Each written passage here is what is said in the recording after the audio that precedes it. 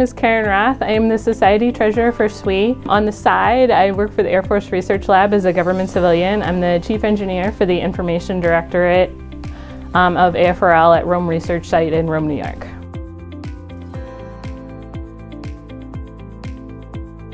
Education and career. I graduated from Rochester Institute of Technology with a software engineering degree.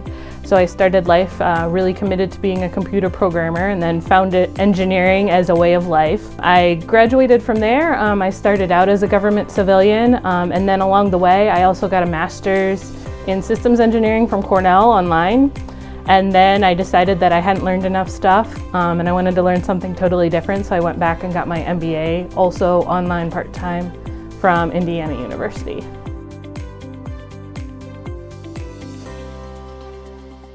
It's an interesting story how I decided to pursue my degree path. I knew in high school that I liked programming. It was still somewhat new. I liked the logic aspect of it. So my mom was on a phone call one day with Microsoft support, and they were having trouble with the computer or something like that, and somehow they got chatting, and the guy told her that software engineering was going to be the new thing, the new wave of the future, really focusing on the design and architecture aspects. And my mom comes back and says, "How do you feel about engineering instead?" I said, "Oh, well, I like that idea." And it was all done from there. So I looked up software engineering a little bit more, thought it really did fit better within my mindset, went down that path. Once I'd been out in industry for a few years, I discovered systems engineering. So I focus on systems engineering of large software systems now. They're kind of complementary degrees and really where my passion lies. I started becoming involved when I was a collegiate at RIT way back in the day, and from there just grew. I followed a non-traditional path really within SWE. So after I left college, I moved to a more rural area that didn't have a local SWE section, at least one I couldn't access easily. So I joined the Members at Large. And within the Members at Large is really where I discovered the rest of the society. I discovered committees, I discovered my network. I did more work at the regional level versus a section level.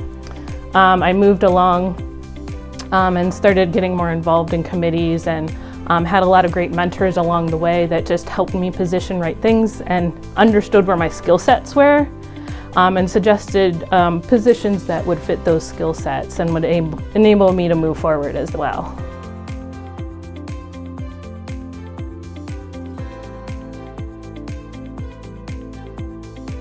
My current role within SWE as the Society Treasurer, I work with two committees within SWE. I work with the Finance Committee and work with the Program Development Grants Committee. So our focus is really on the fiduciary health of the society. We are a nonprofit organization. We're really committed to our mission, and so in order to do that mission to the best of our ability, we need the finances to go along with that. So every year we work on the budget along with our headquarters staff.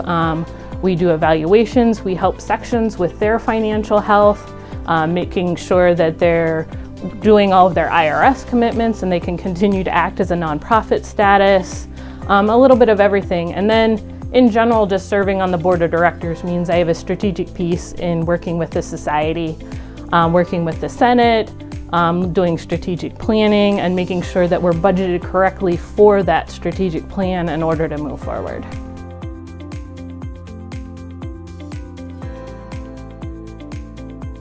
Really, why I continue to come to this conference every single year is because as soon as I walk in and I realize that there's 15,000 other people that have the same experience as I do, that have the same backgrounds as I do, but are yet a completely diverse group of people, it's just an amazing thing. I mean, you can't go into a job like I do and be surrounded by the people at SWE every day.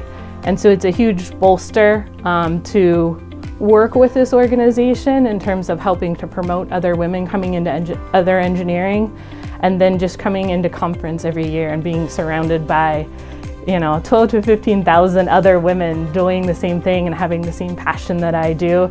It's why I keep coming every single year.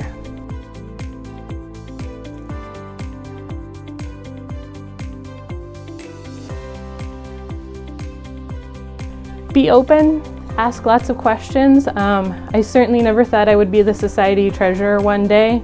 It was through having conversations with people, talking through what best skill sets that I have, taking advice from mentors when they said, try this committee or go talk to this person, meet this person. It was a mentor that suggested I go work on the audit committee, and that was kind of where I started down the financial path. When I joined the audit committee, I still didn't see a society treasurer in my future path, but that really learning and understanding how the society worked from that function became a large interest of mine, and I continue to do financial work from there on out.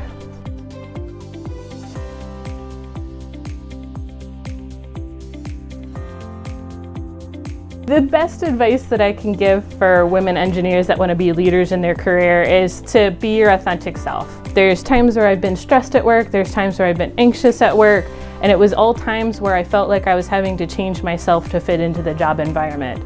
I've been lucky enough and privileged enough to be able to change jobs several times throughout my career. And have several employers that were very interested in my skill set to where I could do that and where I could find the right match to be my authentic self. Because if I can't go to work and be who I am, I'm not doing the best job that I can be, and then I'm not being the best leader that I can be either. And that really has had the biggest impact on my career, is being true to myself, understanding what my skill sets were, understanding where I want to go, even if it's not, I don't necessarily have a 5 to 10 year goal plan, but understanding in what environment that I can be in to be that authentic self is the best advice that I can give.